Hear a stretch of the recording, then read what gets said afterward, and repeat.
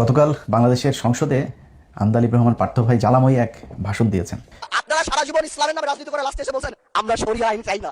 আর NCP আমাদের দল, আমাদের হিরোরা যারা যুদ্ধ করেছেন, যারা এখানে আছেন, তাদেরকে বলে দিই আপনারা জেনজি কে রিপ্রেজেন্ট করেন, জামাত জেনারেশন হয়ে যায়। ছোটবেলায় বাজারে যেতাম, ওইখানে সাপের ওষুধ বিক্রি করতে আসতো, অনেক কিছু বেচতো, এই কিমির ওষুধ, সাপের ওষুধ, আরো নানান জিনিসপত্র। তো ওইখানে ওই যে খেলাধুলা দেখাইতো, একটু সাপের খেলা দেখাইতো, একটু গান গাইতো, কমেডি করতো, এগুলো দেখতে মজাই লাগতো। মানুষজন দাঁড়ায় থাকতো, প্রতি হাটেই 2-4 জনের পকেট মার হইতো। তো এই ইয়েগুলো দেখতে কিন্তু শ্রুতিমধুর, খুব ভালো লাগতো দেখে।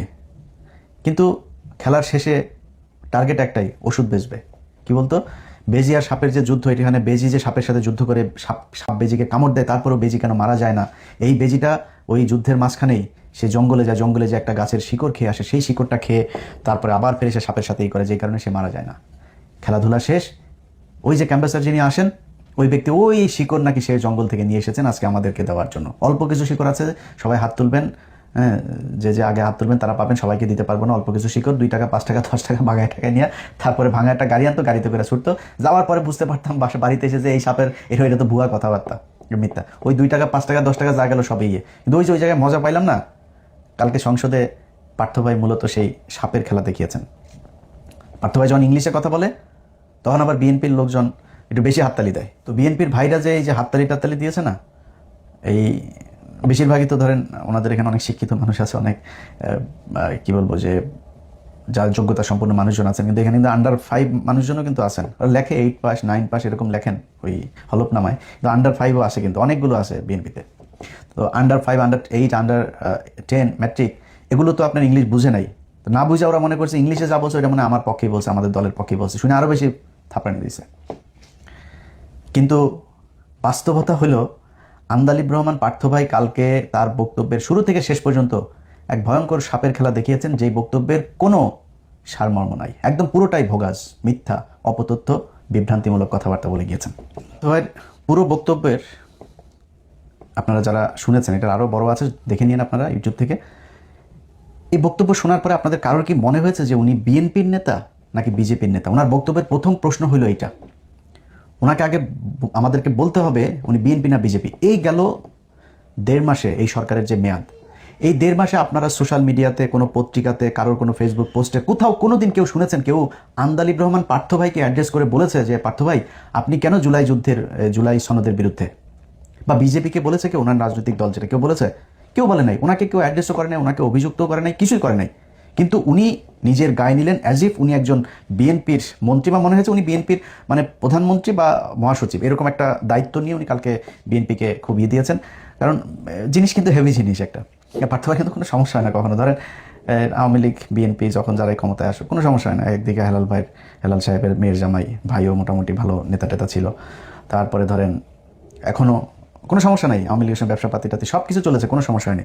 তো এখন বিএনপি আসার পরে তো ফুল ফেসে ওনাকে বিএনপি হইতে হবে, কারণ আওয়ামী লীগের অনেকের দায়িত্ব কিন্তু পার্থ ভাইয়ের হাতে, পার্থ ভাইয়ের মাথায়। পার্থ ভাইয়ের অনেকের ব্যবসা ট্যাবসা অনেক কিছু দেখাশোনা করা লাগে, তো এগুলি করা লাগে।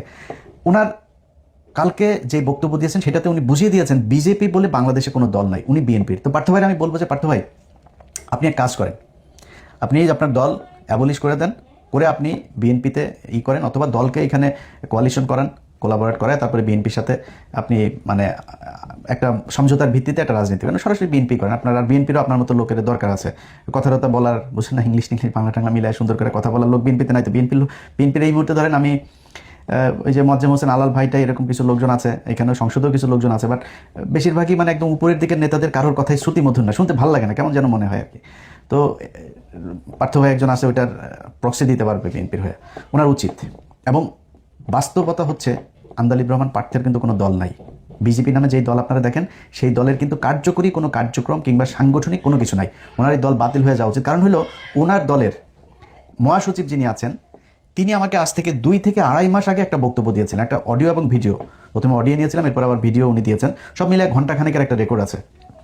তো পার্থ ভাই যেহেতু আবার ওনারা কিন্তু আমি পুরোপুরি মানে যেই অ্যাঙ্গেলে আওয়ামী লীগকে বলতাম ওইভাবে কিন্তু পার্থ ভাই বিএনপির লোকজনের বলতে পারি না, কারণ ওনাদেরও তো একসময় পছন্দ করি, এখনও পছন্দ করি, একদম করি না তা না। পার্থ ভাইয়ের প্রতি একটু রাগ আছে, উনি প্রথম আলোয় গিয়েছিলেন, বাট অত বেশি রাগ নাই, আবার এরপরে ওনার সাথে কথাবার্তা হয়েছিল। তো উনি মহাসচিব ওনার যে অভিযোগ করেছে, সেই অভিযোগ ভয়ঙ্কর অভিযোগ। ওনার দলের মহাসচিব ওনার বাবার সাথে রাজনীতি করেছেন, রাজনীতি করার পরে উনি কিন্তু এই দলের চেয়ারম্যান হইতে পারতেন, কিন্তু ওনার বাবার সন্তান যেহেতু অল্প বয়স, তারপরেও আন্দালিব রহমান পার্থকে উনি চেয়ারম্যান করে দিয়েছেন সম্মান দেখিয়ে। অথচ সেই ব্যক্তিকে এই যে এবার নির্বাচন গেল না, উনি বারবার চেয়েছেন যে উনি মনোনয়ন নেওয়ার জন্য তারেক রহমানের সাথে একটু কথা বলার জন্য। তারেক রহমানের সাথে কথা বলতে দেওয়া হয়নি। ওনার আশপাশে যারা আছেন, মহাসচিবকে জিজ্ঞেস করে কাউকে নেয়ও না, কাউকে বাদও দেয় না, সব নাকি আওয়ামী লীগ, ছাত্রলীগ, যুবলীগের লোকজন নিয়ে পার্থ ভাই এখন তার দল বানিয়েছে। আচ্ছা, তারপরে হলো গিয়া উনি আটক হয়েছিলেন না জুলাই আন্দোলনের শেষ দিকে, 5ই আগস্টে ঠিক আগ মুহূর্তে। এই আটক হওয়াটা আটক ছিল না, এটা স্বেচ্ছায় শেখ মুজিবের মতো পাঞ্জাবি লুঙ্গি ইস্ত্রি করে তারপরে পাকিস্তানিদের হাতে ধরা দেওয়ার মতো। হারুনুর রশিদ, হাউন আঙ্কেলকে নাকি মহাসচিব পাশে ছিলেন, তিনি নিজে ফোন দিয়ে হাউন আঙ্কেলকে এই কথা তো জানে না যে হাসিনা যে পলায় টলায় যাবে, হারুন ভাই আমারে লোক পাঠান, আমারে নিয়ে যান, আমারে যদি এখন না নেন তাহলে এটা সবাই খুব ফিসি মনে হবে, সবাই বুঝে যাবে যে এটা আমি আসলে কাদের লোক, তো আমারে নিয়ে যান। এতক্ষণ যা বললাম না ওনার দলের ব্যাপারে, এই কথাগুলো আমার না, ওনার লম্বা বক্তব্য, আমি ওইখান থেকে আপনার 2-1 মিনিটের একটু বক্তব্য শোনাই। ওনার মহাসচিব যে কথাগুলো বলেছে, ওই মহাসচিবের বক্তব্যে এই কথাগুলো আছে, আমি নিজের থেকে কিছু বানায় বলিনি। হইছে আন্দালিব রহমান পার্থ ভাইয়ের রাজনৈতিক অবস্থা আর কি। তো ওনার দল বলে এখন আর কিছু নাই, এই দল দিয়ে যে জীবনে কোনোদিন ক্ষমতায় আসতে পারবে সেটাও না, আবার কারোর সাথে কোয়ালিশন না করলে যে কোথাও এমপি হইতে পারবে ওইটাও আমার মনে হয় না যে কখনো সম্ভব। এই কারণে উনি বিএনপিকে পুরো ওন করে তারপরে বিএনপির হয়ে উনি জামাতের বিরুদ্ধে সর্বোচ্চ ম্যাক্সিমাম অ্যাটাক করেছেন। ম্যাক্সিমাম অ্যাটাকের মানে শেষ মাত্রাটা কোনটা? জামাত ইসলাম নাকি কবে বলেছেন যে সংবিধান ছুঁড়ে ফেলে দেওয়ার কথা, আমি শুনি না জামাত ইসলামের কে এই কথা বলেছেন, ইভেন ওনারা মনে হয় এটা বলেও নাই। যেটা চায় এই সংবিধান আমরা চাই না, এই সংবিধান সংশোধন হোক, রিপ্লেসমেন্ট হোক আর যেটাই হোক, এটা জামাত ইসলাম চায়, আমরা চাই, দেশের মানুষ সবাই চায়, ইভেন বিএনপির মানুষও চায়।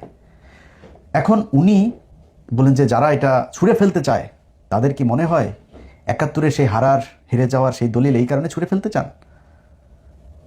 এই যে বক্তব্যটা উনি দিয়েছেন, এটা সবচেয়ে একদম এক্সট্রিম লেভেলের একটা অ্যাটাক করেছেন জামাত ইসলামকে, কিন্তু এই অ্যাটাকটা তো উনি জামাত ইসলামকে করেন নাই।